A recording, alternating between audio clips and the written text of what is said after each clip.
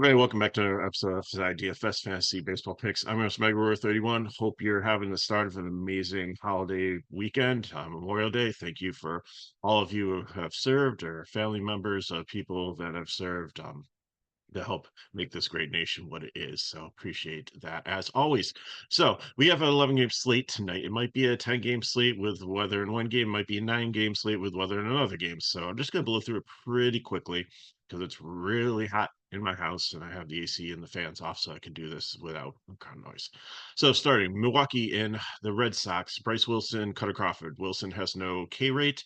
Um, Even though Boston has a high K rate, I don't think it's really going to generate that much. So I'm not really interested in him. Maybe 150 max tournaments. Cutter Crawford, I think if you're paying up above 8.5, maybe in play here, but Milwaukee is decent hitting and doesn't have a huge strikeout rate, a 23.4. So are some Ks on both sides, but I don't know if the pitchers can generate enough to really be viable in a large slate like this. But if you're mass multi entering, go for it.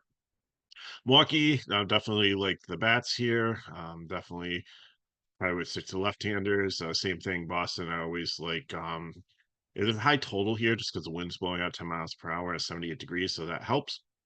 So I think bats are in play here, maybe as one-offs or as mini stacks, but I'm not really looking to them for cash. But I do like some of the values definitely on the Red Sox, like Hamilton at second base, shortstop at 2.8. Dominic Smith. I mean, you compare the two of them up there, like they're both lefties, have the split advantage with the win there. He's only 2.3. Really helps to make a kind of a cheap stack there to get paid for pitchers or bats on this slate. Dodgers and Reds, so wind blowing in a little bit. Great America Small Park won't affect anything. 82 degrees should be good hitting weather. Jay Paxton and Ashcroft. Paxton's usually okay, but I don't know if I want to play 82 in the Great American Small Park with temperature against a Reds team that can put up runs, even though they do strike out from time to time. 25%. So there is some opportunity there, but I'm going to put him at the low tier of the mid range guys. And then Ashcraft not interested against these Dodgers. So Dodgers are expensive. If you can get to them in a stack, that's great. You might have to pick or choose or do like a wraparound, like do like Hayward, Kiki, Pagas, Lux, and then like that's Otani, Freeman, like that direction to make it work. And then Reds, they might throw all but like two righties at him. Like Ford and Benson might be the only lefties in the lineup. I'd probably stick to the top. Fairchild's okay, especially if he gets hit higher up, but India should be back. Maybe I'd take saving that Fairchild over him unless you need somebody for second base. But De La Cruz, Steer, Stevenson, Candelario, all definitely in play there. So, oops, wrong side. Let me move the mouse over here. So, next up, Texas and Minnesota, Urena and Ober. Urena has a horrible K rate. So I know Minnesota is a great team to target with Ks usually, but Urena, you're talking like 3 to 4 going to maybe 5 or 6. I still don't think that's enough. Uh, 14 mile per hour winds blowing out here, so that should help hitting. It's only 66 degrees, but it's not horrible. Ober on the other side, Texas doesn't strike out that much, about 20%. They haven't been great recently, lost a lot of games, but I think that's been more pitching than hitting. I see you're starting to come around. Smith is really rounded and moved up to like the third spot there. You have, again, you might only have like two righties here in Semien and Garcia, and they can hit right handed pitching fine. And everybody else is going to be a lefty. So I think Ober is normally a decent option. I have him as the second best in the medium range, but I don't know if I'll be playing a ton there unless I land on him and there's no other better options. Because I think Texas definitely could be a decent leverage offense if Ober does have some ownership. And Minnesota is probably my favorite, like cheap one here. Jeffers is the most expensive one, and at 5.2, and you could definitely go find a cheaper catcher, but everybody else is 4.8 or lower, and definitely in a great situation hitting wise to build a primary stack or fill in. San Francisco, New York Mets. It's in City Field, so it's not a great hitting environment, even though the wind's blowing out slightly. It's 81 degrees. Harrison's been okay, but I don't really like lefties against the Mets with Alonso, Martinez, Vientos has actually hit some bombs recently, and Bader is good against left-handed pitching. So probably in play in the medium range, but not one of my favorite plays. Scott, I think, is decent more towards the cheap range here. First two games were good against good opponents. Had a clunker last time out, but the Giants, I mean, they're kind of in the middle for like K rate. And like yesterday in Pittsburgh against a really good pitcher, they didn't strike out too much. But I think that Scott should be fine as like maybe a cast SP2. I don't hate it. And then Giants for bat wise, there's really not many lefties left in this lineup due to injuries, like maybe Wade and Yastrzemski. And they've moved Matos up to like he's been like really hot hitting, but and this giant team like Chapman's been hot too, but I just don't think this is the team because the Mets have a really good bullpen behind Scott, and I'm gonna play the Giants going forward, but I don't really think in this series they're one I really want to consider just the park factor and the bullpen factor for the Mets. Baltimore and White Sox, simple as this. This game looks like there's a 80% chance of rain and it's not going to play. So if it does, take Burns, take the Baltimore bats against Flexen, and then Flexen as a pitcher would be highly contrarian, probably definitely a fade. And then the White Sox bats, we did see him beat up on a good chalk pitcher earlier this week, and but the wind's blowing kind of in at 14 miles per hour, so it's not a really great hitting environment. So I wouldn't touch them if the game plays. The other weather game, Chicago at St. Louis, same thing. Emiliana is definitely in play in the upper range if most expensive pitcher on the slate, but I don't know if I can play him with the rain because it looks like it's going to be in the middle of the game, so they might be able to start it. But then if there's an interruption and then they don't get to play, then if he doesn't get to go out there. St. Louis, their K rate has come down. They've been more patient. They've been better recently too. Mikolas on the other side, not super interested in. The Cubs, again, it's not at Wrigley, but with 82 degrees and the wind blowing out 10 miles per hour, if this game does play all the way through, could definitely be a better hitting situation. So I don't think I'm going to touch him at all. Put him in the bottom of the cheap range if you're multi entering, but I just think with the weather and the matchup, I don't like it. Cubs bats, probably just take the lefties here as one offs. I don't know if I'd like full stack them here. In St. Louis, like Wynn different leading off a righty has been amazing. Goldsmith and Ariana, the other righties, I don't really trust them. Herrera at catcher, 3-4 is not bad. Carlson switch hitter at 2-1 against the lefty. I'm okay with that. So next game, Philly and Colorado, Coors Field, wind blowing out 10 miles per hour, only 67 degrees, but I think that's enough. Slight chance of rain, 14%, not too bad. Sanchez and Ty Black. Um, at Black definitely is a fade. Sanchez, like the Rockies have been hitting better recently, especially like Tovar, but and even outside of Coors they're hitting better, but I still don't think that they're great.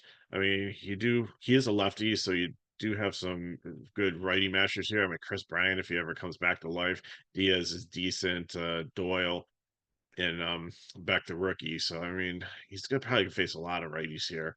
Besides, like McMahon might be the only lefty in the whole lineup. But I think Sanchez is in play here in 150 max, a great GPP play. And bat wise, Philly top stack on the slate, but I know some people getting used to the altitude don't like to play them the first time out there. They're not super priced up, but it's just kind of you've got a couple 6K guys, the rest of them are in the 5K, but like Sosa, Pache, Rojas, you have Castellanos at 4.8. You have some cheap pieces to make it work. And there's some cheap pitching to make it work. But I think this is more GPP stack, especially like I said, first game out. Of course, a lot of people like to fade it because getting used to the altitude and like the hitting the ball and stuff, it takes like maybe a game or so and a couple at bats to get the timing down on that. Colorado, again, I think it makes a great leverage stack if Sanchez is going to have some ownership because he's been decent this season. And like the righty powers, Tovar, Rogers, Diaz, Bryant, don't forget about back at the bottom of the lineup, Doyle, all could have power to hit against lefty. Guardians and Angels, the two teams I stack almost every single day once Cleveland's actually on the main slate, not a 640 some game. Good matchup here for cheap. but Logan Allen and Sandoval, I think you can make a case for each of them. I think I like Sandoval, even though he struggled recently and Cleveland doesn't have a high K rate. I think he's going to be popular, and I think this is a good matchup for him at home. And Allen on the other side.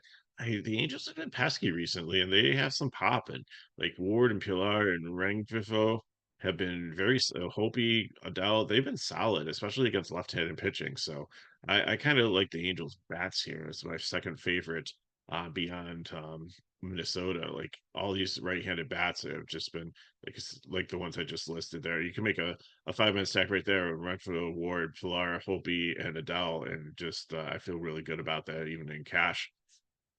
And then on the Cleveland side, if you want to go there against the lefty too, Freeman probably leading off. Jose Ramirez, Fry's been good against left-handed pitching, and I'm still gonna play Johnny Rocket at 2-4. Like I just saw he had pretty talented in the minor leagues, and he's off to a slow start, but a punt outfielder, especially in a GPP at 2-4, with the power he has hitting against a left-handed pitcher, it's just a matter of time before one goes out of the park. So we'll see what happens there. Marlins and Diamondbacks, Garrett and Gallon. Garrett not interested in here, and Gallon definitely really interested against the Marlins. It's a park upgrade for the Marlins, so I think they're in play as Katurian stack against Galen. Uh, Definitely probably just the lefties, more so probably just Chisholm, Bell, and Sanchez, maybe a 3-man mini stack there. Not playing beyond that. And then Arizona against love righties against Arizona against lefties. So give me Marte, Gurriel, Walker, Grichuk, Suarez is even heated up a little bit. Blaze Alexander's cooled off since it's hot start, but he's cheap enough for a wraparound stack. So I definitely will potentially play some Arizona, some GPP. Houston and Oakland, Verlander and Stripling, not playing Stripling, and Verlander, definitely a good K matchup for him. He hasn't been as good recently. Age is starting to show a little bit, but still solid. So, and it's a good matchup for K's. And Houston bats, the usual suspects here. Probably about my fourth or fifth favorite stack. Fourth at Baltimore. Well, fifth at Baltimore plays. Fourth probably because I don't think Baltimore's going to play. So late night hammer there for you for that one.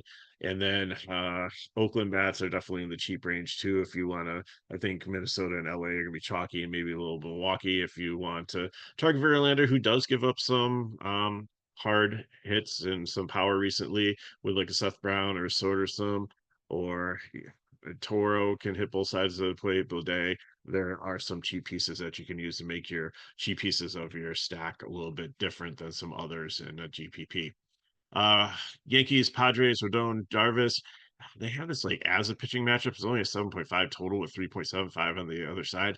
I don't truly trust Darvish, especially with like Soto revenge game here, Verdugo, Rizzo has come alive a little bit with left-handed pitching. So he's really probably going to strike out like Judge and Stanton. So I don't see the upside for Darvish, but I put him in the middle of the mid range. And Rodon, like San Diego's been better recently, but I think this is a park upgrade for Rodon. Like it's better than pitching at Yankee Stadium. So if he can keep like Tatis and Profar, Machado really hasn't been hitting much recently. Like Solano for the Minnesota guys like tripped into his lineup. So um, with the injury to Bogarts. So I just don't really, in a race of lefty and lefty, I don't love him like that matchup. So it doesn't really scare me. So I'm saying you can play some Rendon there and might be a little bit different. It's a little bit of saves off Gallen. So Darvish not touching. Yankee stack, top GPP stack against Darvish because I think that he's not who he used to be. He's a little bit declined, and I love the lefty power bats against him. And then San Diego again would be just a GPP one against Rendon, and probably stick to the right-handed bats there. I don't know if I'd play Machado. It might only be just a couple of them, just maybe Tatis and Profar, and if one of the other ones like Campusano, Kim, or Zukar get a higher lineup spot, then maybe consider them. So what I got for you, let's look at some lineups to get you on your way for your holiday weekend. Give me Gallon. Probably going to take Sandoval or Scott as my SP2. And then I'm to get payoff for pitching, which I think is priority. I love Minnesota and LA in their matchups. So I'm just going to stack the two teams there. I know it's not your traditional cash teams to stack, but I think pitching is a priority. I can get enough out of these players. And, even if you don't want to go to war, if you want to take like a one-off bat and outfield at first base, then you can make that happen. For GPP, I'm going Philly. So give me Sanchez. Scott or Verlander is your SP2, depending on how much like Philly you want to get in there. So I think your choice is if you go Verlander, you have to go Smith at first base and can't get Harper, or you're really punting the rest of your lineup. But the priorities are JT Realmuto, Baum, Sosa, and Castellanos, and they make that stack work. And then, like I said, there's some cheap second baseman to fill in there, and then outfield like from Minnesota, LA, Milwaukee, Oakland, there's enough cheap plays to be able to fill out that line and make it good. So hope you have a good holiday weekend. If you have questions, put in the chat below. Hit me up MegaRoar31 on Twitter, on X. If these videos help you, help us back, like, subscribe to our channel, share with your friends. And if you want more information on FSi DFS, go to the description of the video and you can sign up. It's only $6 a day for a VIP. And this weekend, you got so many things. Like today, we have NBA playoffs. We are doing WNBA. We have NHL playoffs. We have Major League Baseball. There's soccer going on. There's PGA Showdown you'll get tonight for Saturdays, and there's a truck race and the same thing. So the next 3 days are great days if you aren't using your Crown Boost on DK to do that. But also, there's so many sports going on for $6 a day. It is really cheap to come in and get the complete coverage on FSI. So hope to see you in there. So thanks for watching. Good luck. Thank you again for all you who have serving, or those of you who have family members that did serve in the military. Let's make it a great Memorial Day weekend. Let's win some money and good luck in your contest. I'll see you next time.